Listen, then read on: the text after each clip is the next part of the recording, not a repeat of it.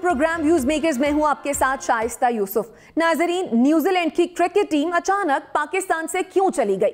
पाकिस्तान ने पसे पर्दा हकायक दुनिया के सामने पेश कर दिए हैं। शवाहिद और सबूतों में एक बार फिर यही सामने आया है कि इसके पीछे भी भारत है। वहां से जाली अकाउंट बनाकर हमले की धमकियां भेजी गईं, फिर इनसे मुतालिक खबरें चलवाई गईं। पाकिस्तान के खेल के मैदानों को गैर आबाद करने और मेहमानों को डराने के लिए कीवी खिलाड़ी मार्टिन गुप्टिल की एहलिया को भी भारत से ही ईमेल की गई। श्रीलंकन टीम पर हमला हो या न्यूजीलैंड को हमले से खौफजदा करने की साजिश हो, इन सब का सरा भारत से जाकर निकलता है। यह सिलसिला माजी में भी चला और अब भी जारी है। मुस्तकबिल में ऐसे वाकयात की रोकथाम के लिए पाकिस्तान को क्या करना चाहिए, इस पर बात करने के लिए हमारे साथ मौजूद है। मेहमानों का तारुफ मैं आपसे करवा देती हूँ। नासिर बेग चुगताई साहब हमारे साथ, अतर काजमी साहब हमारे साथ मौजूद हैं, जुनैरा अजहर साहिबा भी हमारे साथ मौजूद हैं, मुजम्मिल सोहरवर्दी और लेफ्टिनेंट जनरल रिटायर्ड अमजद शैब साहब भी हमें ज्वाइन कर चुके हैं। आप तमाम मेहमानों के वक्त का बेहद शुक्रिया। NBC, क्या कहेंगे, न्यूजीलैंड टीम के दौरे के मनसूख कराने में भारतीय साजिश जो बेनकाब हुई है, पाकिस्तान सबूत भी सामने ले आया, आखिर ऐसे वाकयात की रोकथाम के लिए पाकिस्तान को क्या करना चाहिए? देखिए, पाकिस्तान को प्रोएक्टिव होना चाहिए। पहली बात तो ये, मैं एक बहुत सिंसियर बात करना चाहता हूँ कि ऐसे इश्यूज पर पाकिस्तानी हुकूमत को यकजान होना चाहिए। आवाम की बात नहीं कर रहा हूँ, हुकूमत की बात। इस वाक़े के बाद हमारी हुकूमत के मुख्तलिफ वज़रा ने मुख्तलिफ बातें की। एक साहब एब्सोल्युटली नॉट पे चले गए, एक साहब ने कुछ और कहा। कल रात को पहली बार मखदूम शाह महमूद साहब ने ये कहा कि भारत इसमें इन्वॉल्व हो सकता है, नेबरिंग कंट्री, और उसके बाद आपके पास सबूत आ गए। ऐसे सबूत की ज़रूरत नहीं है। हिंदुस्तान जो है वो मनफी काम करेगा जो पाकिस्तान के ख़िलाफ़ जाएगा। सार्क को देख लें आप, सलामती कौंसिल में आपको उसने बैठने नहीं दिया जब तक वो प्रेसिडेंट रहा। यूएनओ में आपके ख़िलाफ़ काम करता है वो यूनेस्को में, और इवन ये मेडिकल इश्यूज़ में काम आपके खिलाफ काम। वैक्सीन के मसले पर जो उसने बदमाशी दिखाई, वो हमें पता है कि हमें जो वैक्सीन मिलनी थी WHO से, वो उसको उसके से रुकावट बनी। तो ये तो आप यकीन करके बैठे, यकीन कर लें कि पाकिस्तान के ख़िलाफ़ जो कुछ भी होता है वो भारत कराता है। वो भारत से ईमेल हुआ हो या ना हुआ हो, वो टम्बकटू से ईमेल हुआ हो, उसमें भारतीय हाथ होता है। ये भारत की फिलॉसफी है और ये आज की नहीं है। इंदिरा गांधी के ज़माने से आप शुरू करें। बहुत से लोग कहते हैं कांग्रेस बड़ी प्यारी है, कांग्रेस बहुत अच्छी। मैं नहीं मानता। कांग्रेस ने पाकिस्तान को तोड़ने में बहुत बड़ा किरदार अदा किया, और कहा इंदिरा गांधी ने कि हमने दो कौमी नज़रिया बहरे अरब में कर दिया है। तो ये सब एक जैसे हैं। कोई कम इंतहा पसंद है, कोई ज़्यादा इंतहा पसंद है, कोई मॉडरेट इंतहा पसंद है ये इंतहा पसंद। ये हमारे खिलाफ कार्रवाई करते रहेंगे। हमें दिल जमे के साथ, यकजहती के साथ एक मौक़िफ़ इख्तियार करना होगा। और हमने डोजियर तैयार किए, हमने डोजियर बांटे, यूसुफ गिलानी से लेकर इमरान खान साहब तक सब ने तैयार किए। उनका क्या हुआ? हमने उसके बाद क्या फॉलोअप किया उसका? क्या हमने अफ़गानिस्तान की कैंपेन की तरह या फ़लस्तीन की कैंपेन की तरह भारत के ख़िलाफ़ कैंपेन चलाई? नहीं चलाई। हमने दौरे किए? नहीं किए। हम अपने घरों में बैठकर टेलीफोन खेलते रहे। देखिए, टेलीफोन से आप मुझे कायल नहीं कर सकती। मैं आपसे ज़्यादा लड़ लूँगा फ़ोन पर या आपसे अच्छी बातें कर लूँगा, मैं वो कायल नहीं कर सकता किसी बात के ऊपर। मैं अब तक फिजिकल मेरा आपका मुआनका, मुसाफा, मुलाकात नहीं होगी, बात नहीं बनेगी। पाकिस्तान के प्राइम मिनिस्टर को आज जनरल असम्बली में होना चाहिए था। जो बगल अथर ने पिछले दिनों बात की थी, और बिल्कुल सही बात की थी कि जनरल असम्बली में होना चाहिए था।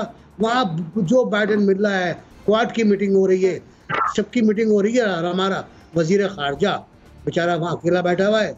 जो साथ में गया था शहजादा, वो वॉक करके अपनी शर्ट, अमरीकी शर्ट दिखा के वो गायब हो गया है। तो भारत के खिलाफ ठोस बुनियाद पर प्रोएक्टिव कार्रवाई करना होगी, हमें रिएक्टिव नहीं होना होगा। वाकया होने के बाद रोना बेकार है। दूसरे ये वाकया होने के बाद रोना बेकार है। NBC, आप बिल्कुल ठीक कह रहे हैं जी। दूसरा ये मैं अर्ज कर रहा हूँ कि सब कुछ खत्म नहीं हो गया, बहुत कुछ बाकी है। अगर आप पूछेंगे बता दूंगा कि हम क्या कर सकते हैं। ठीक है एनवीसी, इस बारे में भी आपसे बात करूंगी, लेकिन अभी जनरल साहब की जानिब चलते हैं। जनरल साहब, हमने भारत के मुलव्वस होने के सबूत तो दुनिया के सामने रख दिए, अब हमने करना क्या है? क्या एक नई और साजिश का इंतजार करें? बिस्मिल्लाहिर्रहमानिर्रहीम। देखिए, भारत से साजिशें खत्म तो कभी नहीं होगी, और मसला ये है कि बहुत सारी साजिशें, जैसे डिसइंफो लैब का किस्सा आया था, हमने वो फॉलो अप नहीं किया, हालांकि उसमें उन्होंने यूनाइटेड नेशन को धोखा दिया था, उनकी ऑर्गेनाइजेशंस को धोखा दिया हुआ था झूठ बोल के, और जाली एनजीओ वगैरह के जरिए उन्होंने काम किया हुआ था। तो ये यूनाइटेड नेशन, यूरोपियन यूनियन के साथ हमें अपनी तहकीक करके डोजियर बना के उनके साथ टेकअप करना चाहिए था कि जी देखें, ये झूठ बोले गए और इन झूठ के साथ आप लोगों को बेवकूफ बनाया गया। तो वो काम हमने नहीं किया। बहरहाल अब ये किस्सा निकला है, अब इसको भी आप आगे लेके चलें।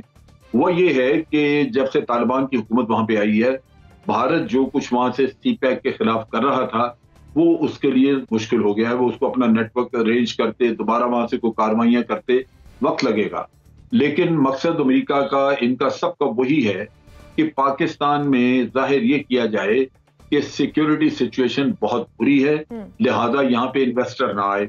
आपने देखा कि जो पुरानी हमारा मसला आया था, जब हम वॉर ऑन टेरर के शेयर उसमें हिस्सा लिया हमने, तो उसके नतीजे में हम कहते हैं जी हमारा 150 अरब डॉलर का नुकसान हुआ।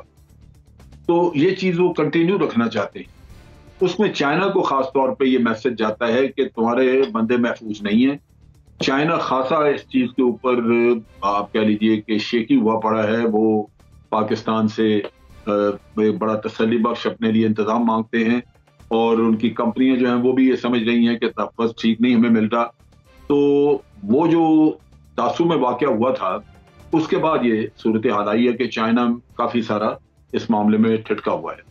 तो अगर चाइना भी ये मैसेज ले लेता है और वो गो स्लो या निकल जाते हैं यहाँ से, तो अमेरिका का मकसद और भारत का मकसद पूरा हो गया। अब जब तक अफगानिस्तान से उनको कुछ करने को नहीं मिलता, आप देखेंगे कि इस तरह की साजिशें वो करते रहें। अब करना में ये चाहिए, दो चीजें बड़ी अहम है। एक तो ये कि यही जो हमने तहकीकात की हैं, ये न्यूजीलैंड और इंग्लैंड के साथ भी हमें टेकअप करना चाहिए और उनको बताना चाहिए कि ठीक है, हमारे यहाँ हमें अफसोस है कि हमारे यहाँ आपका टूर हो नहीं सका, लेकिन हमें ये भी अफसोस है कि आपको बेवकूफ बनाया गया, इसका भी कुछ सद्देबाब करें। और दूसरी तरफ आपको अपनी टीम और ये मैसेज तमाम क्रिकेटिंग कंट्रीज में जाना चाहिए, ऑस्ट्रेलिया में, श्रीलंका, जिम्बाब्वे, साउथ अफ्रीका, सबको ये चीज पता लगनी चाहिए ताकि आइंदा ये इस तरह का तमाशा कर ना सके। वैसे तो लगता यही है कि न्यूजीलैंड और ऑस्ट्रेलिया, ये इंग्लैंड वगैरह इस साजिश का हिस्सा हैं जिस तरह उन्होंने किया है, लेकिन फिर भी मैं समझता हूं कि उनके सामने शवाहिद या रखे जाएं तो उनको कम से कम शर्मसार किया जा सकता है। दूसरा जो बहुत ही अहम चीज है वो ये है कि आप अपनी क्रिकेट पे तवज्जो दें। यहाँ पे प्लेयर्स मेरिट पे सिलेक्ट करें, गेम अच्छी खेलना शुरू करें। अगर आपकी टीम वर्ल्ड कप जीतती है, नंबर 1 टीम हो जाती है, क्योंकि वर्ल्ड कप तो खेलेंगे वो न्यूट्रल वेन्यूज पे खेला जाएगा, तो आप अगर नंबर 1 टीम की तरह खेलते हैं तो दुनिया खुद आपके पास आएगी कि हम आपसे खेलना चाहते हैं, क्योंकि उनके खिलाड़ियों को एक्सपीरियंस मिलेगा वहां पे जहां पे नंबर 1 क्रिकेट टीम होगी। बिल्कुल, क्रिकेट के साथ साथ इकोनॉमिक्स पे भी जो है फोकस करना होगा ताकि जो दुनिया है वो पाकिस्तान आए और खेले। वो तो यही है ना जी, वो तो यही है ना कि आप चाइना को फिलहाल वहां पे यकीन दहानियां करा के लेके आए ना, चाइना दोबारा उनका कॉन्फिडेंस बहाल करें, तो सीपैक की इन्वेस्टमेंट तो हो ही रही है, वो चलती रहनी चाहिए पूरी स्पीड से जिस तरह हो रही थी। अगर चाइना भी ठिठक गया तो दूसरे तो आ नहीं रहे, वो बिल्कुल ही कोई नहीं आए। तो चाइना के होते हुए वो करने होंगे तो शायद दूसरे लोग भी तवज्जो करेंगे, जी वो तो वहां पे सिक्योर है, कोई मसला नहीं। तो सिक्योरिटी उससे रिलेटेड है, लेकिन गेम रिलेटेड है। जो लोगों को शकूक को शुबहात डाल दिए गए हैं कि पाकिस्तान सेफ नहीं, या मैच मत खेलें, पाकिस्तान को बाहर से टीमें हर हालत में लानी चाहिए, बेशक वो क्रिकेट टीम ना हो, हॉकी टीम लेके आए, किसी भी और खेल की टीमें ला के उनको खिलाएं और दुनिया को मैसेज जाए कि जी यहाँ लोग बाहर की टीमें आ रही हैं। उसके साथ अपनी क्रिकेट इंप्रूव करें और वो इतनी अच्छी होनी चाहिए कि आप वर्ल्ड कप जीतें, ताकि दुनिया को एक तो ये शर्म आए कि इनकी क्रिकेट बंद कराने के बावजूद ये कप जीत गए हैं, और फिर मगरबी दुनिया खेलना चाहे कि नंबर 1 टीम है उसके साथ खेलना चाहिए, ताकि हम भी अपनी क्रिकेट इंप्रूव कर सकते। बिल्कुल आप ठीक कह रहे हैं जनरल साहब। मुजम्मिल सोहरवर्दी साहब, पाकिस्तान किस तरह से अपने दोस्त ममालिक के साथ मिलकर लॉबिंग कर सकता है ताकि भारत के अज़ाइम को नाकाम बनाया जा सके, क्योंकि हम देखते हैं कि भारत की लॉबिंग जो है वो बहुत स्ट्रांग है बनिस्बत पाकिस्तान के। मैं समझता हूँ कि पिछले मौजूदा हुकूमत की डिप्लोमेटिक फ्रंट पर फेलियर्स की तादाद बहुत बढ़ती जा रही है, और जो पब्लिक डिप्लोमेसी है और डिप्लोमेटिक फ्रंट्स पर पाकिस्तान के पिछले 3 साल में अच्छा परफॉर्म नहीं किया है विज़ अपने दुश्मनों के मुकाबले में, क्योंकि हम कंपैरेटिव एनालिसिस ही करेंगे। अगर हम बार बार ये कहते हैं कि भारत की साजिश नाकाम हो गई है, तो दरअसल हम ये कहते हैं कि भारत की साजिश कामयाब हो गई है तो हम नाकाम हो गए हैं। हम उसको काउंटर नहीं कर सके। दुनिया ने हमसे बात करना, हमारी बात मानना मुनासिब नहीं समझा और भारत की बात मानना मुनासिब समझा है। आप देखें, मैंने उस दिन भी कहा था कि यूएन जनरल असेंबली से वर्चुअल इजलास जो है वो भी एक डिप्लोमेटिक फेलियर है। शाह महमूद कुरैशी आयरलैंड के वज़ीर ख़ारजा को मिल रहे हैं, वहाँ क्वेट का सरबराही इजलास हो रहा है। मुकाबला क्या है डिप्लोमेटिक फ्रंट पे हमारा और उनका? तो इसलिए मैं समझता हूँ कि डिप्लोमेसी, पब्लिक फॉरेन डिप्लोमेसी जब तक हम अपनी ठीक नहीं करेंगे तब तक ये डोजियर्स, ये जो हम शवाहिद बाहर लाते हैं, इनका कोई फ़ायदा इंटरनेशनल फ्रंट पे नहीं होना चाहिए होगा। पाकिस्तान की आवाम को पता है कि भारत हमारा दुश्मन है, बच्चा बच्चा जानता है भारत हमारा दुश्मन है। पाकिस्तान में किसी को कायल करने की ज़रूरत नहीं है, कायल तो दुनिया को करना है, कायल तो आपने अक़वाम आलम को करना है और उनसे जाकर ये बात मनवानी है। 20 माह से तो पाकिस्तान के वज़ीर आज़म की चीनी सदर से कभी बात नहीं हुई। पिछले 20 माह में हम कहते हैं हमारा सारा दारोमदार चीन पर है, पिछले 20 माह से हमारी चीनी सदर से वज़ीर आज़म की बात नहीं हुई, रूस के सदर से मुलाकात नहीं हो पा रही, वो भी एक टेलीफोन कॉल से हम आगे नहीं बढ़ पा रहे, और हम दुनिया को कह रहे हैं कि हम रूस और चीन के ब्लॉक में जा रहे हैं। तो इस तरह तो ब्लॉक में नहीं जाया जाता है, कि ब्लॉक में तो तब जाते हैं जब अगले आपके राइट और लेफ्ट पे खड़े होंगे आकर, तो दुनिया को पैगाम मिलेगा कि वो हमारे राइट और लेफ्ट पे खड़े हैं। और अगर दुनिया को पता हो कि हमारी उनसे भी 20-20 माह से बात नहीं हुई, तो दुनिया को समझ है कि वो कितना हमारे साथ हैं और कितना हमारे से दूर हैं, दुनिया उसी तरह डील करेगी। मैं समझता हूँ कि ये बिल्कुल फॉरेन पॉलिसी का फेलियर्स हैं। शाह महमूद कुरैशी का एहतसाब होना चाहिए, हमारे डिप्लोमेट्स का एहतसाब होना चाहिए। हमें अपने फॉरेन पॉलिसी के जो टूल्स हैं वो ठीक करने की ज़रूरत है। वज़ीर आज़म के इंटरव्यू बिल्कुल पॉजिटिव नहीं गए हैं, उनका इंटरनेशनल इमेज उससे ना बेहतर हुआ है, ना पाकिस्तान की इंटरनेशनल डिप्लोमेसी को उससे कोई फ़ायदा हुआ है, ना दुनिया को कायल कर सके हैं। दूसरे ममालिक को जाहिल और क्लूलेस कहने से हम उनका दिल नहीं जीत सकते। आप यूके के हाई कमिश्नर की गुफ्तगू सुने, एक तरफ उन्होंने टीम का आना कैंसिल किया है, दूसरी तरफ वो किस लहजे में बात कर रहे थे पाकिस्तान के अवाम के साथ, मतलब काम वो हमारे खिलाफ कर रहे थे, गुफ्तगू उनकी हमारे हक में थी। This is public diplomacy. ये ज़रूरी नहीं है कि आप गालियाँ ही निकाल कर काम करें, आप अगले को जाहिल कह कर ही काम करें। इंटरनेशनल डिप्लोमेसी की अपनी एक ज़ुबान है, उस ज़ुबान में ही सरबराह मुमलिकत को बात करनी चाहिए। वो बात तो ठीक है मुज़म्मिल साहब, लेकिन इस मामले पर क्या करना चाहिए था वज़ीर आज़म साहब को?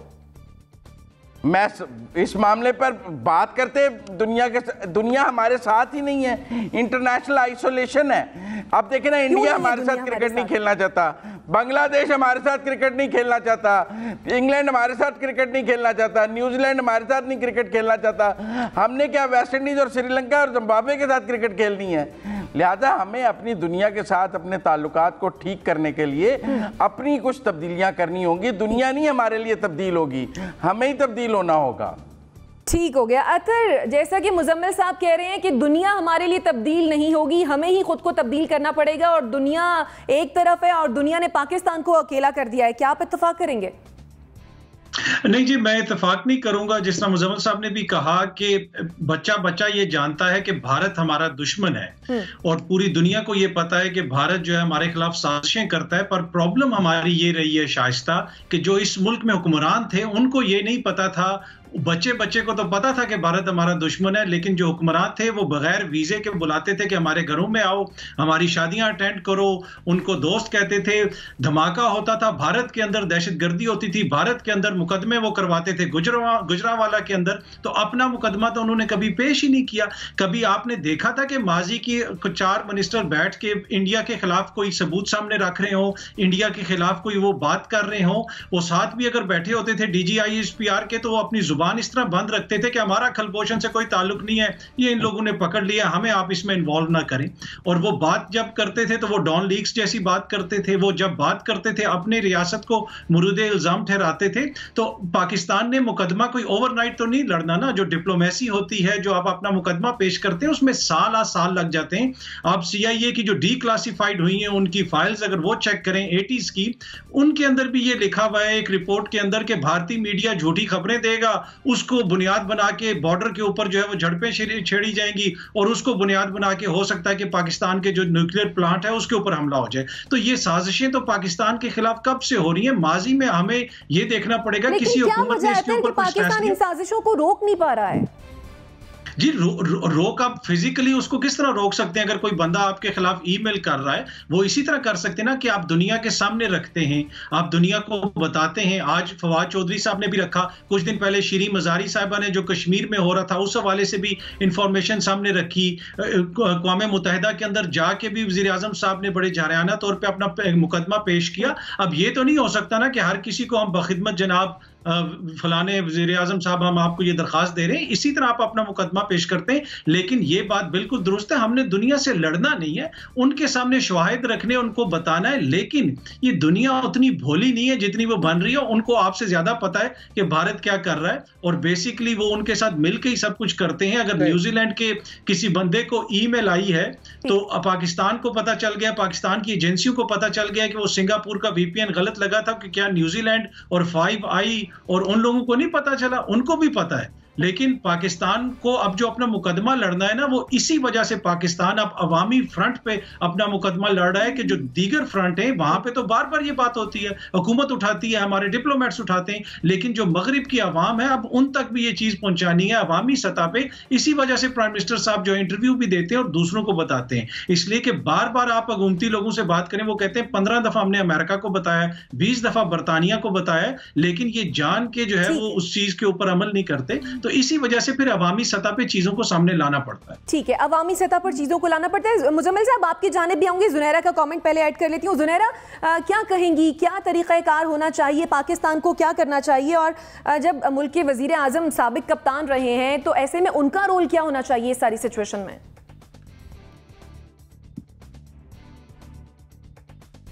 देखें, उनका साबिक कप्तान होना कोई उनकी सज़ा नहीं बन जाना चाहिए। ठीक है, वो साबिक कप्तान रहे हैं, उन्होंने क्रिकेट ज़रूर खेली है, लेकिन 90s की दुनिया में और आज की दुनिया में बहुत फ़र्क है।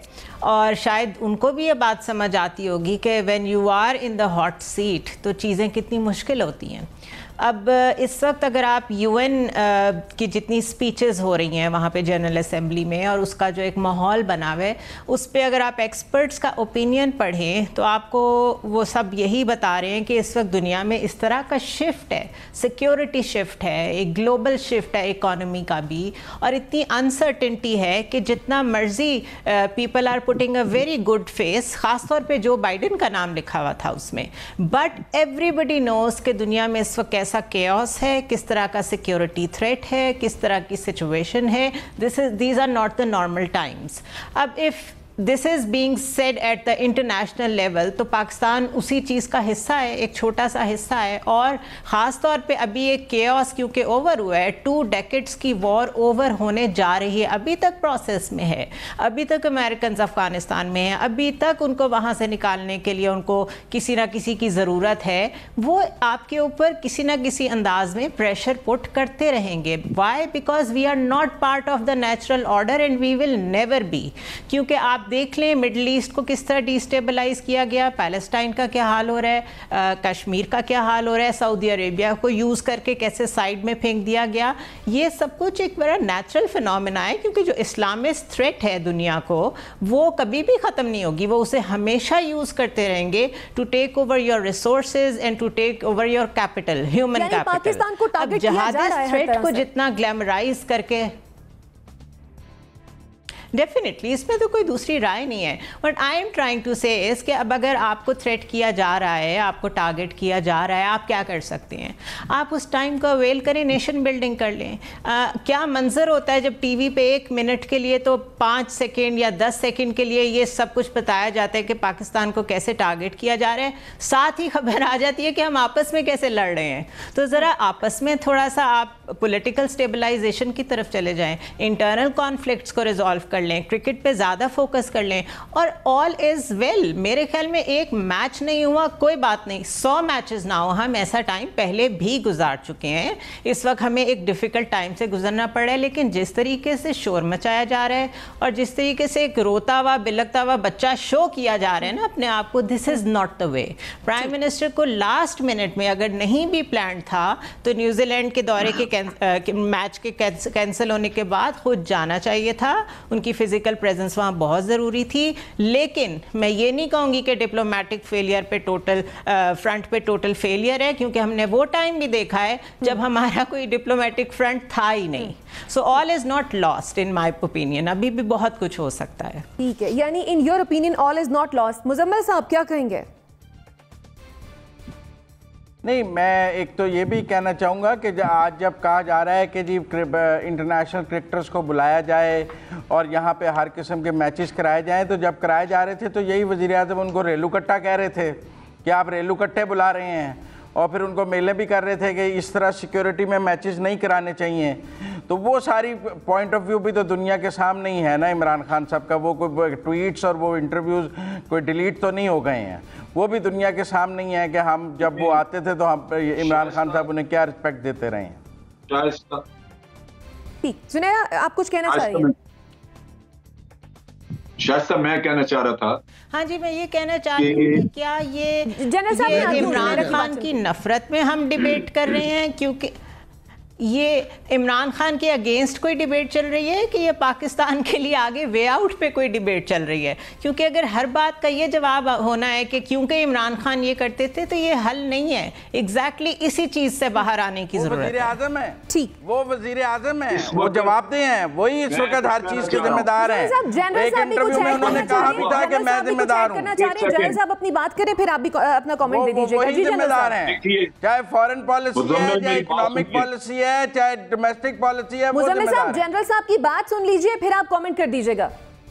इस वक्त अगर आप इस मामले पे सियासत करें और इमरान खान के खिलाफ जो नफरत मुजम्मिल के दिल में बहुत ज्यादा, दिल में और बदन पूरे में सरायत कर चुकी हुई है, उसका इजहार करें, तो ये कौमी सोच नहीं है। ये वाकया, ये सानिया हुआ है पाकिस्तान के साथ, और तब किसी को भी हक नहीं हासिल कि इसमें वो सियासत करे अपने मुल्क के मामला को छोड़कर। तो एक तो ये गलती है। दूसरा ये भी ज़हन में रखिए कि अफगानिस्तान में आपका नैरेटिव जबरदस्त सक्सेस आपको मिली है, उस नैरेटिव पे पूरी दुनिया उससे हिली हुई है, लोग जल रहे हैं, और दुश्मन आपका जो अजली दुश्मन जिसने वहां पे 20 साल इन्वेस्ट किया, आपका क्या ख्याल है कि वो उनकी नींदें हराम नहीं हुई? वो लोग आपको किसी न किसी तरह, हमें तैयार रहना चाहिए, ये होंगी चीजें। आपने जो अपने सर से अफगानिस्तान की मुसीबत हटाई है जिस तरह, ये किसी के वहम गुमान में नहीं था। हमारे अपने लोग नहीं तस्लीम करते थे। वो यहाँ पे कहते थे जी पाकिस्तान गलत खेल रहा है, अफगान तालिबान के साथ इनको लड़ना चाहिए, दोनों कोई गुड और बैड नहीं होना चाहिए। तो जनरल साहब, इसी का बदला लिया है भारत ने? वो लेते नहीं। देखिए, बात ये है, मैंने पहले भी आपको कहा कि अफगानिस्तान में बैठ के उसके लिए आसान था कि सी पैक के ऊपर हमले करवाता रहे, होते थे। हुआ जो दासू में हुआ, जाके आपने देखा, उसके बाद ईरान, वो चाइना उखड़ा हुआ है। अब वो इनसिक्योरिटी उस तरह नहीं क्रिएट कर रहे, लेकिन इनसिक्योरिटी क्रिएट करने के जो दूसरे इंस्ट्रूमेंट है वो यूज कर रहे हैं।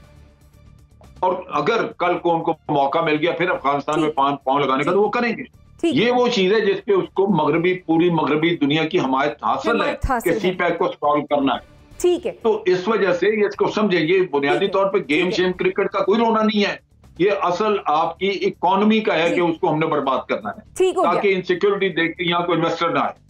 ठीक है। एनबीसी, पाकिस्तान टारगेट हो रहा है, ऐसे में आपने कहा कि हमें एक मौकफ इख्तियार करना होगा, किस तरह से ये मुमकिन होगा? बहुत शुक्रिया शाइस्ता कि शुक्र में आपने मेरी आवाज सुन ली। मैं तो स्पोर्ट्स पे बात कर रहा था, स्पोर्ट्स पे नहीं यार। कहाँ चले गए आप? सियासत कहाँ, तालिबान कहाँ आ गए इसके अंदर? अफगानिस्तान में पाकिस्तान की फतह कहाँ से आ गई? आप तो खुद ट्रैप में आ रहे हैं ये बातें करके कि पाकिस्तान की फतह हो गई और हमने वो धूल चटा दी हिंदुस्तान को। भाई वो तालिबान थे, वो अशरफ गनी था, उनकी आपस की लड़ाई थी, हमारा क्या दखल? हम तो उनसे बार बार कह रहे हैं कि इंक्लूसिव गवर्नमेंट बनाओ। कल भी प्राइम मिनिस्टर ने कहा है BBC को इंटरव्यू में, जिसके बिलावल ने हिमायत की है कि इंक्लूसिव गवर्नमेंट बनाओ, आपको तस्लीम नहीं करेंगे, वेरी क्लियर। तो भाईजान मैं हाथ जोड़ रहा हूँ कि अफगानिस्तान के मामले में हमें शामिल ना करें आप। वहाँ के हमाम जाने, वहाँ की क़ुव्वतें जाने, वहाँ के वारलॉर्ड जाने, वहाँ के वोटर्स जाने, वहाँ की पंशेर जाने, वहाँ की काबिल क़ंदार जाने, उनकी मर्जी है, वो जो चाहे करें। कहते रहे। मैंने आपको इंटरप्ट नहीं किया, मैंने आपको इंटरप्ट नहीं किया। अब मेरी बात सुनिएगा, हम ये बार बार कहकर कि हमने भारत को धूल चटाई, अपना मौक़िफ़ ख़राब करते हैं कि हमारा कोई दखल नहीं है, हमारा कोई वहाँ पर स्टेक, हमारा कोई वहाँ पर हमारा कोई दोस्त नहीं है, हमारा कोई लाडला नहीं है। हम बार बार यही कहते हैं ना, हमारा कोई लाडला नहीं है, आई स्वेयर हमारा कोई लाडला नहीं है। हमारी हुकूमत का, हमारी फ़ौज का, हमारी इंटेलिजेंस का कोई लाडला नहीं है। मसला ये है कि अगर अफगानिस्तान में अमन होगा तो हमारे अमन होगा, क्योंकि दहशतगर्द वहाँ से आते हैं, दहशतगर्द वहाँ से हमले करते हैं, हिंदुस्तान वहाँ शामिल है, हिंदुस्तान की वहाँ फंडिंग है, अभी वो फंडिंग काम कर रही है। ये आप ना बिल्कुल ना कहें मुझसे आप कि हिंदुस्तान भाग गया। नंबर 2, मैं स्पोर्ट्स की बात कर रहा था, देखें एक जुमला बड़ा अच्छा इस्तेमाल किया ज़ुनैरा ने, बिलखते हुए बच्चे ना करें इस तरह, ना रोए, मायूसी का इज़हार ना करें। साउथ अफ्रीका को जानते हैं ना, जनूबी अफ्रीका 15 साल तक क्रिकेट से बाहर रहा है, और जब वापस आया है तो पहले वर्ल्ड कप में सेमीफाइनल में था। वो बारिश की वजह से उसको भगा दिया गया कि उसको एक बॉल पे शायद 32 रन चाहिए थे, वरना वो तो ऊपर चढ़ गया था। तो क्रिकेट ख़त्म नहीं होती है, ये ब्लड में होती है। आपको ये चाहिए कि जो आपको ऑफर किए फ्रेंचाइज ने, PSL ने, उसे कबूल तो करें आप करें, बाद में देखेंगे। अरे बाद में क्या देखोगे यार, अपने आप को मैनेज करो, अपने आप को मुनज़्ज़म करो, अपने इंटरनल टूर्नामेंट्स को स्ट्रॉन्ग करो, ठीक है, डोमेस्टिक क्रिकेट को स्ट्रॉन्ग करो, ठीक है, डोमेस्टिक क्रिकेट को स्ट्रॉन्ग करने की जरूरत है। ठीक है, जनरल साहब क्विकली कमेंट कीजिएगा, मुझे मुजम्मिल साहब की जानिब बढ़ना, फिर मुझे ब्रेक की जानिब बढ़ना है। देखिए, हमारी ये ख्वाहिश थी और हमारी कोशिश थी, हमने बहुत नुकसान उठाया था जो अफगानिस्तान से हमारे खिलाफ टेररिज्म हो रहा था, और उसी की वजह से हमने आज दिन तक हम कहते हैं कि हमारा $150 बिलियन का नुकसान हुआ है। फिर अब वहां से वो करना उनका रुका। हमारी पहले दिन से हमारा ये था कि फेवरेट नहीं है, लेकिन इस मसले का हल जो है वो लड़ाई नहीं है, यहाँ पे अमन होगा, बातचीत के जरिए। सही है ना, ये हमारा नैरेटिव प्रिवेल किया है, पूरी दुनिया ने माना है, और बातचीत हमने करवाई है, जिसके नतीजे में ये मसला हल हुआ है। आप कैसे कहते हैं कि हमारा नहीं काम हुआ? वहां पे हमने वहां पे जो कुछ किया है वो पूरी दुनिया की आंखों के सामने है। मतलब आप ये कह रहे हैं कि पाकिस्तान ने भारत को शिकस्त दी, वो मसला नहीं है, ये हुआ यही है। और आप पाकिस्तान ने भारत को रहा है, पता हो, आपको पता है कि दुश्मन के असल डिजाइन क्या है? आपकी इकोनॉमी को तबाह करना। अरे मुझे पता है खेल क्या है। ये वो हकायक है जो सभी हकायक को मानते हैं। मुजम्मिल साहब, आप कुछ कहना चाह रहे थे? मैं जानता हूँ हिंदुस्तान क्या कर सकता है, क्या करता है, क्या करना चाहता है, मैं आपसे इसी तरह जानता हूं। एनबीसी और जनरल साहब, मुजम्मिल साहब का कमेंट ले लेते हैं। मुजम्मिल साहब, आप क्या कहेंगे? मैं समझता हूँ कि ये बहुत अफसोसनाक बात है कि एक सियासी हुकूमत के सियासी वज़ीर आज़म पर तनकीद करने को कहा जाए कि आप पाकिस्तान पर तनकीद कर रहे हैं, आप रियासत पाकिस्तान पर तनकीद कर रहे हैं। ये नहायत ही आमराना सोच है। जब आमर हुक्मरान आता है तो वो कहता है मैं पाकिस्तान हूँ। कोई हुक्मरान पाकिस्तान नहीं है, हुक्मरान आते जाते रहते हैं, पाकिस्तान अपनी जगह मौजूद रहेगा ता क़यामत। और दूसरी बात यह है कि हुक्मरानों की गलतियों पर उन पर तनकीद करना ही हमारा पेशा है। यही बात है, मदा छराई और उनके आगे ख्वाजा छरा बनना हमारा काम नहीं है। हमारा काम है गलत को गलत कहना, उनकी नाकामी और उनकी जो फेलियर्स हैं उस पर बात करना हमारा काम है। मरासी बनना हमारा काम नहीं है। और ये को पाकिस्तान पर तनकीद नहीं है, ये इमरान खान पर जो तनकीद है ये हमारा हक है। इसको पाकिस्तान पर तनकीद कह के रोका ना जाए। डिबेट काफी हो गई, मुझे सेगमेंट को वाइंड अप भी करना है, मुझे सेगमेंट को वाइंड अप भी करना है। सभी का मानना ये है हमें एक बात का इख्तियार देना चाहिए नाज़रीन। और जाएंगे और ब्रेक से जब वापस आएंगे फिर अगले सेगमेंट की जाने बढ़ते हैं। स्टे विद अस।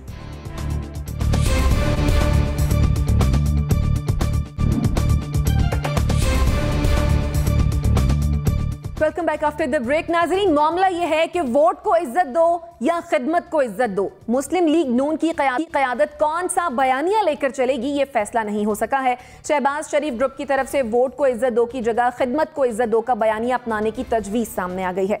ख्वाजा साद रफ़ी की तरफ से ये नारा अपनाने पर पहले नवाज शरीफ ने नाराजगी का इजहार किया, ताहम कंटोनमेंट इंतखाबात में अच्छे नताइज आने पर उनसे शाबाशी ली।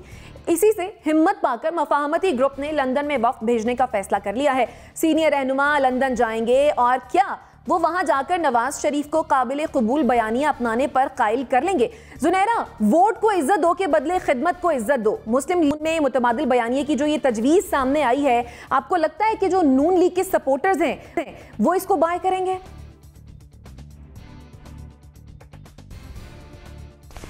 जो मुफाहमती ग्रुप जिसको आप कह रही हैं, जो कि शहबाज शरीफ हैं और वो लोग हैं जिन्होंने पंजाब में काम किया है, वो कोशिश कर रहे हैं। I think they are trying their best के नून लीग का जो भी नैरेटिव है वो कम से कम स्ट्रीमलाइन हो जाए, एक नैरेटिव हो जाए। ये जो इतनी डिविजन्स नज़र आ रही हैं ये ना नज़र आएँ। आखिर ये वक्त क्यों आया कि शहबाज शरीफ को और हमज़ा को किसी इजलास में शरीक होकर ये प्रूव करना पड़ा कि कोई फॉल्ट लाइन नहीं है। लेकिन द प्रॉब्लम इज़ कि आप जो मर्ज़ी कर लें, नवाज शरीफ को आप इस मुफाहमती एजेंडे पे नहीं ला सकते, क्योंकि उनका एक ख़ास माइंड सेट है। उस माइंडसेट को आप बिजनेस से जोड़ के देखें तो सारी बातें समझ में आती हैं। वो हुक्मरानी के जरिए से अपने बिजनेस को हमेशा से सिक्योर करते आए हैं और एक्सपैंड करते आए हैं। अब मौका वो आ गया है जिसमें वो बिल्कुल बाहर बैठे हैं, ही इज़ हेल्पलेस। और कल तक के इजलास में उन्होंने जो एग्जाम्पल्स दिए हैं, जिसमें उन्होंने एक्स आर्मी ऑफिसर्स को कोट किया है कि वो क्या क्या करते रहे हैं मेरे साथ, मुझे कमरे में बंद रखा, मुझे यहाँ बंद रखा। अब वो सही या गलत है, मैं उसकी बहस में नहीं जा रही, लेकिन उनका माइंड सेट ये बताता है कि वो उसको चेंज करने को तैयार नहीं है। जो शहबाज शरीफ वाला ग्रुप है वो कोशिश कर रहा है उनको साथ लेके चलने की। तो अगर तो सैनिटी प्रिवेल की, जिसके मुझे कोई चांसेस नज़र नहीं आते, तो उनको ये बात समझ आ जाएगी कि नवाज शरीफ को प्रिवेल करने के लिए इस वक्त शहबाज शरीफ की ज़रूरत है। बाकी खिदमत हो या वोट हो, ये सिर्फ नारे हैं, इनसे कोई फ़र्क नहीं पड़ता। असल में अप्रोच की बात है। तो जिस अप्रोच को लेके वो जा रहे हैं, अगर उसमें उनको ये समझाने में कामयाब हो जाते हैं कि हमने कैंट के इलेक्शंस जिस तरीके से लड़े हैं, अगर आप हमें कुछ लीड लेने दें तो हम आपको दोबारा कुर्सी सदारत पे भी नज़र आ सकते हैं पाकिस्तान की, तो शायद वो मान जाएं। लेकिन मरियम की एब्सेंस में, उनकी अपनी एब्सेंस में, चाहे वो अपने ख़ानदान का ही कोई और बंदा हो, वो हुक्मरानी की सीट पे बैठे, ये नवाज शरीफ को काबिल कबूल होता मुझे नज़र नहीं आता। ठीक हो गया। जनरल साहब, हम देख रहे थे कि नवाज शरीफ साहब ने ये कहा कि अब मज़ाहमत की सियासत होगी और वही मरीम नवाज भी उसी पर अमल पैरा हैं। अब आपको लगता है कि जो ये मफाहमत का बयानिया जो है वो दिया गया है शहबाज शरीफ ग्रुप की जानिब से, नवाज शरीफ इस पर कायल हो जाएंगे और क्या मरीम नवाज इस पर कायल हो पाएंगी? देखिए, मफाहमत वाला बयानिया नहीं, उन्होंने दो बयानिए सामने रखे हैं। एक है वोट को इज्जत दो और दूसरा है खिदमत को इज्जत दो।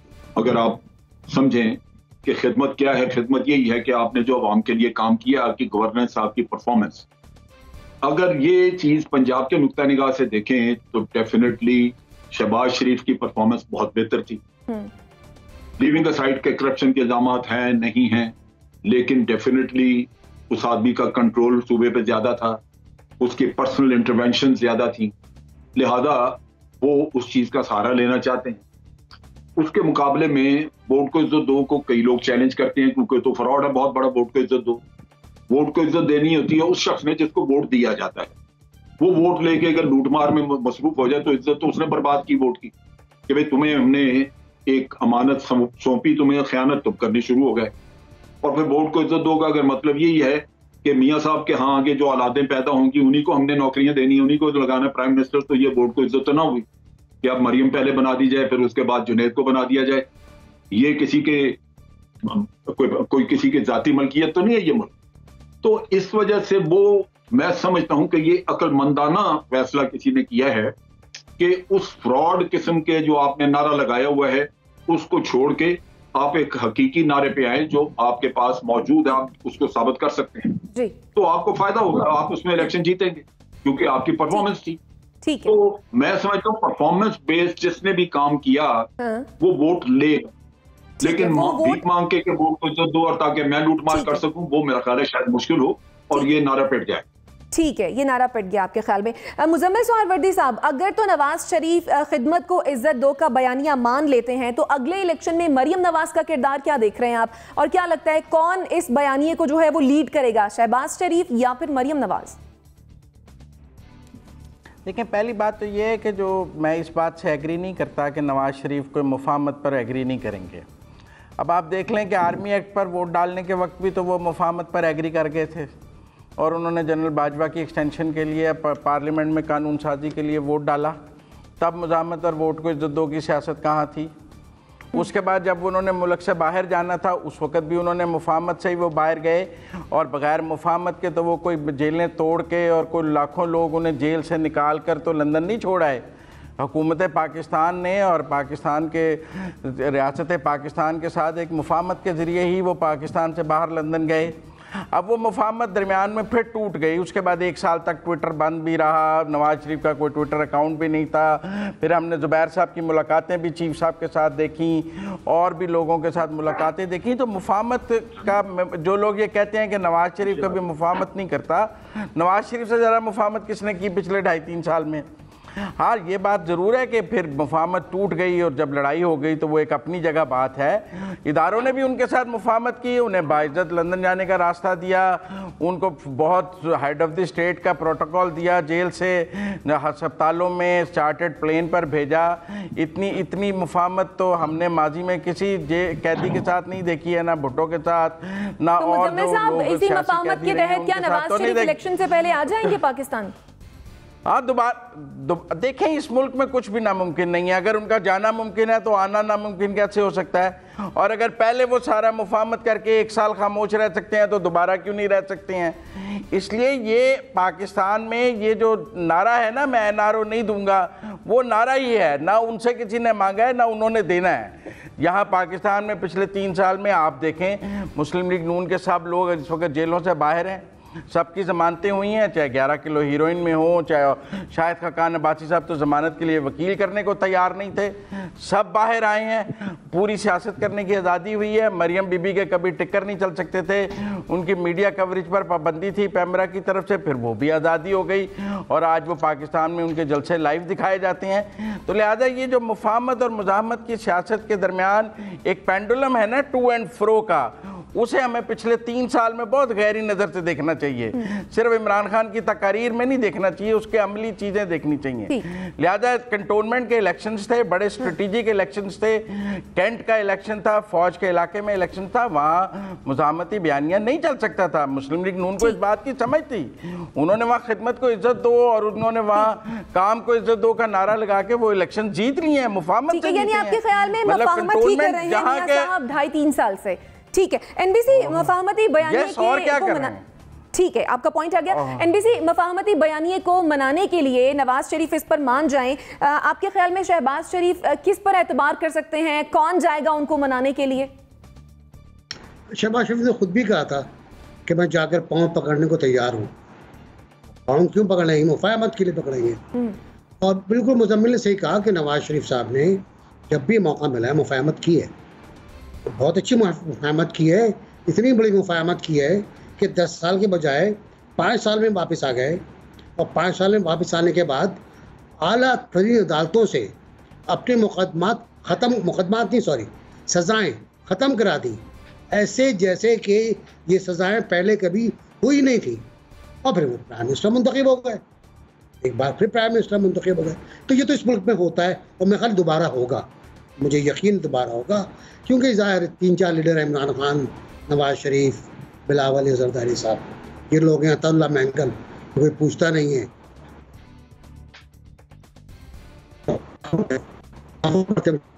500 वोट लेके मुंतखब हो जाते हैं MNA से। तो मुफाहमत को इज्जत दो, या मुजाहमत को इज्जत दो, या वोट को इज्जत दो, या खिदमत को इज्जत दो, इनमें कोई मुझे मुख्तलिफ नहीं लग रहा, बल्कि मुझे खिदमत को इज्जत दो। दरअसल वोट को इज्जत दो का एक्सप्लेनेशन है, सही तर्जुमा है उर्दू में, कि आप खिदमत करेंगे तो आपको अवाम वोट देंगे। और बिल्कुल जनरल साहब ने सही कहा कि शहबाज शरीफ ने प्रोएक्टिव काम किया, पंजाब में बहुत तगड़ा काम किया, लाहौर और उसके शहरों में और GT रोड पर बहुत काम किया और उसको वोट मिल गए। उसके नतीजा क्या हुआ कि पढ़े लिखे इलाके कहते हैं कैंट के इलाकों को, अगरचे ऐसा है नहीं कि पढ़े लिखे इलाकों में मैं अपना इलाका देखता हूँ, गुलिस्तान जौहर, यहाँ की 7-8 लाख की आबादी है। कैंट कितना सा है यहाँ पर, 1000, 2000, 4000 लोग होंगे, 10,000 लोग होंगे, बाकी आम शहरी है, बाकी सिविलियन है। वही स्टाइल है, गुटखा खा के वोट डाला जाता है वो। तो मुझे लगता ये है कि जब खिदमत करेंगे आप, तो जो लाहौर में हुआ, जो पिंडी में हुआ PTI के साथ, वही हर जगह पर होगा। अगर आप वोट को इज्जत दो की बात करते रहेंगे तो वो वेग हो जाएगा। मेरा अकल का आदमी नहीं समझ पाएगा कि आप क्या कहना चाह रहे हैं। ठीक है, यानी आपके किस तरह कहना दोनों बयानियां एक ही हैं। ठीक है, दोनों बयानियां एक, उसको आसान किया जा रहा है। ठीक है, आसान किया जा रहा है। अतर, आप चूंकि लंदन में हैं, तो क्या खबरें आपके पास, कौन कौन आ रहा है मियां साहब से मिलने के लिए, उन्हें मनाने के लिए? टू बी ऑनेस्ट अभी तक कोई उन्होंने डिटेल्स तो नहीं जारी की, पर मियां साहब से ऑब्वियसली राब्ते में रहते हैं। मेरा नहीं ख्याल कि लंदन आने के लिए कोई ज़रूरी है कि ये कोई ऐसी चीज़ है जिसके ऊपर डिस्कशन नहीं हो सकती अनलेस कोई यहाँ पे आए। लेकिन इतना मुझे पता है कि मियां साहब से उनके ख़ानदान के अलावा कोई भी पार्टी के अंदर लीडर डायरेक्ट राब्ता नहीं कर सकता, चाहे वो मुल्क का साबिक वज़ीर आज़म ही हो। अगर आपने मियां साहब से राब्ता करना है तो या मरियम बीबी से करें, या फिर इसाक डार साहब से करें, या फिर इधर जो उनके साहबजादे हैं उनके ज़रिए करें। तो शायद ये कोई कम्युनिकेशन का थोड़ा सा इशू हो।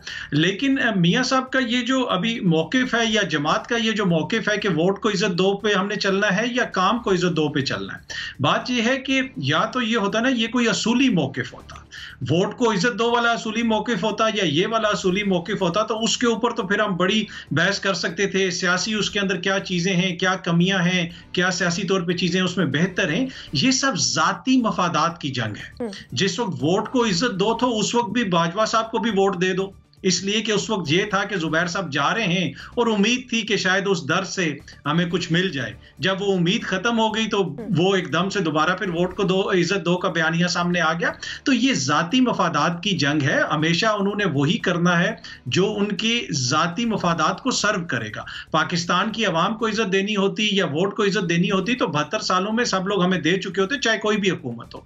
दूसरी बात यह है कि यहाँ पे एक जिस तरह जिक्र हुआ कि चीजें दोबारा भी चेंज हो सकती हैं, दोबारा उनकी वो वजीर आजम बन सकते हैं। बिल्कुल, पाकिस्तान में किसी वक्त भी कुछ भी हो सकता है, लेकिन एक फैक्टर अब चेंज हो गया पाकिस्तान में। जो पाकिस्तान का नौजवान आया ना, वो उसको सब कुछ बर्दाश्त है, उसको करप्शन बर्दाश्त नहीं है। वो अब वो जो जहनी गुलामी है ना कि नस्ल दर नस्ल, कि मैं बिलावल की भी गुलामी करूं, मैं मरियम की भी गुलामी करूं, इमरान के बाद मैं सुलेमान की गुलामी करूं, ये जो नई नस्ल है ना, वो इसके ऊपर तैयार नहीं है। और दूसरा, जिस तरीके से पहले मीडिया चलता था ना कि आपने किसी अखबार में खबर लगवा दी, 2 कालमी खबर, उस तरीके से आपने मैनिपुलेट कर लिया, बड़े बड़े जो मीडिया ओनर्स हैं उनके साथ बैठ के आपने अपना एजेंडा चला दिया।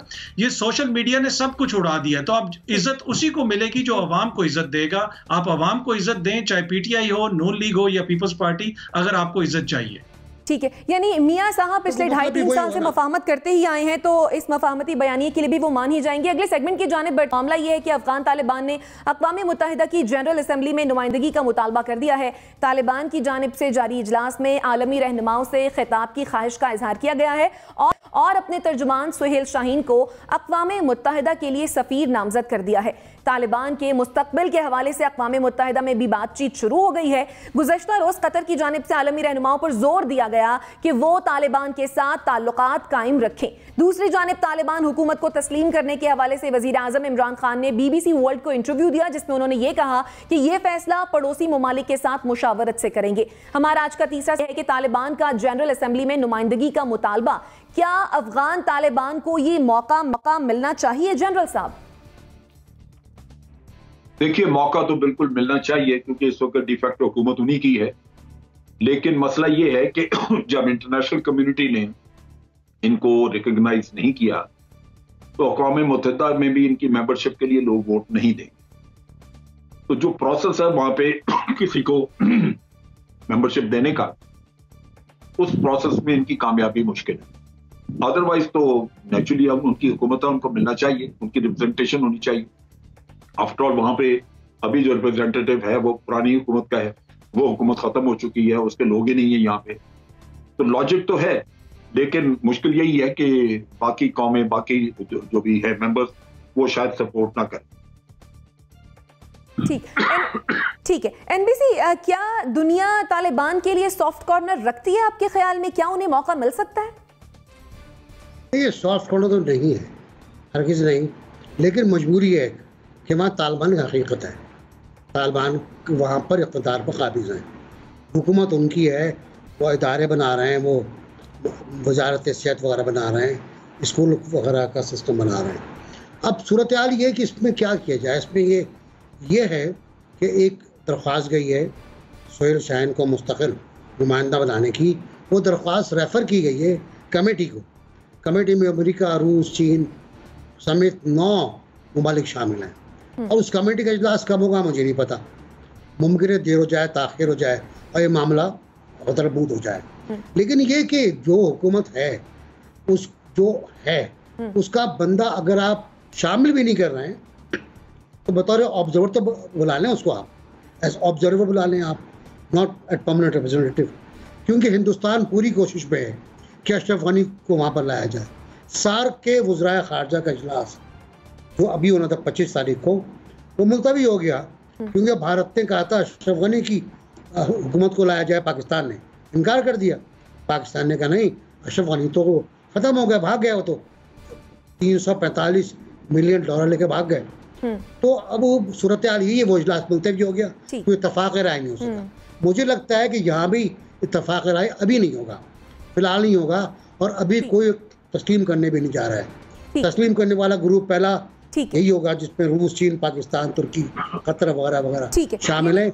उसके बाद बात आगे बढ़ेगी। ठीक है, उसके बाद बात आगे बढ़ेगी। जुनैरा, वज़ीर आज़म साहब ने जैसा कि कहा कि पड़ोसी ममालिक से मुशावरत करेंगे, उसके बाद फैसला करेंगे कि तस्लीम करना या नहीं। आखिर हम इंतजार किस चीज़ का कर रहे हैं?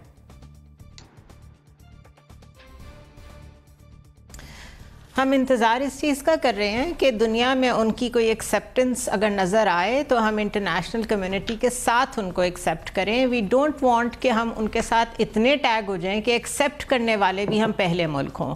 ये याद रखें, जब भी ईस्ट तिमोर का भी जब वाक़ा था या साउथ सूडान था, जितने भी ऐसे वाक़यात होते हैं जिसमें कॉन्फ्लिक्ट रिजॉल्व होता है, उसको सबसे पहले एक्सेप्टेंस किस मुल्क की तरफ से जाती है, ये एक बहुत बड़ी सिक्योरिटी मूव और डिप्लोमेटिक मूव समझी जाती है और हिस्ट्री में याद रखा जाता है कि किसने सबसे पहले इनको रिकॉग्नाइज किया था। So probably this is the right move कि वी डोंट वांट कि हिस्ट्री में हमारा नाम पहले ही इतना ज़्यादा टैग होता है तालिबान के साथ, ये भी कह दिया जाए कि सबसे पहले इन्होंने एक्सेप्ट किया था। दूसरा ये कि जहाँ तक रिप्रेजेंटेशन का ताल्लुक है, ये अनप्रेसिडेंटेड सिचुएशन ज़रूर है, लेकिन कोई ऐसी सिचुएशन नहीं है जिसको अगर इंटरनेशनल कम्युनिटी चाहे तो हल ना कर सके। दिस डजंट मेक सेंस कि यहाँ पर किसी एक पार्टी की गवर्नमेंट हो और वहाँ पर किसी और पार्टी का रिप्रेजेंटेटिव अक़वाम मुत्तहिदा में बैठा हुआ हो। वो तकरीर करेगा तो वो क्या कहेगा? वो तो वही नैरेटिव बोलेगा जो पिछले 20 ईयर्स का है, जिसको ना अफगान पीपल ने ओन किया है, ना उसको अब दुनिया रिकग्नाइज करेगी। तो व्हाट इज़ द पॉइंट? लेकिन मेरे ख्याल है कि जो एक राइट बनता है किसी भी गवर्नमेंट का, उसको एक्सरसाइज करने की कोशिश की है तालिबान ने कि हमें आप बोलने का मौका दें, लेकिन ये भी हो नहीं पाएगा क्योंकि जो ऑफिशियल इसमें स्टेप्स इन्वॉल्व हैं वो इतनी जल्दी कवर हो नहीं सकते। ठीक, अतर अभी तक हम देख रहे हैं कि किसी भी मुल्क ने तालिबान के हवाले से अपनी पोजीशन को क्लियर नहीं किया। आपके ख्याल में क्यों ऐसा? देखिए सारे ममालिक उसको देख रहे हैं। अगर पाकिस्तान का जहां तक ताल्लुक है, पाकिस्तान भी ये देख रहा है कि इंटरनेशनल कम्युनिटी उसको किस तरीके से आगे लेके चलेगी। लेकिन जिस तरीके से ये सारी हुकूमत बनी और ये जिस तरीके से अमेरिका वहां से निकला, तो ये किसी को शक नहीं होना चाहिए कि तालिबान को तस्लीम किया जाएगा। आप देखेंगे आने वाले दिनों में तालिबान एक हकीकत है और अमेरिका उनको पहले ही तस्लीम कर चुका है, बरतानिया उनको तस्लीम कर चुका है, उनके साथ एंगेज कर रहा है। आज अगर अक़वाम मुत्तहिदा में तालिबान का नुमाइंदा आएगा तो वो कोई अनोखी बात नहीं होगी।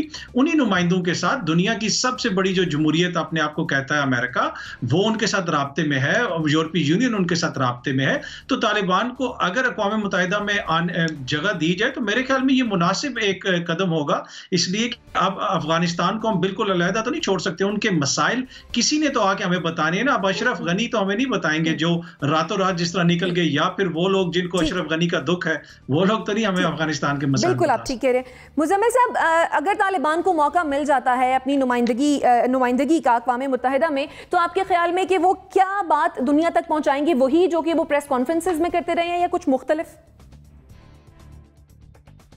नहीं, मेरे ख्याल में वो उनकी डिप्लोमेसी बहुत अच्छी है। उन्होंने दुनिया के साथ उस वक़्त बहुत अच्छी डिप्लोमेसी की है जब वो इक़्तिदार में नहीं थे, और मतलब अशरफ गनी की हुकूमत थी और वो पूरी दुनिया के दौरे कर रहे थे, पूरी दुनिया के साथ बातचीत कर रहे थे और दुनिया के साथ मुआहदे भी कर रहे थे अमेरिका के साथ। और उनकी जो खामोश डिप्लोमेसी थी वो भी बहुत मजबूत नज़र आई हमें उस वक़्त। लेकिन जब से वो इक़्तिदार में आए हैं, उन्होंने अभी डिप्लोमेटिक फ्रंट पर कोई काम शुरू नहीं किया।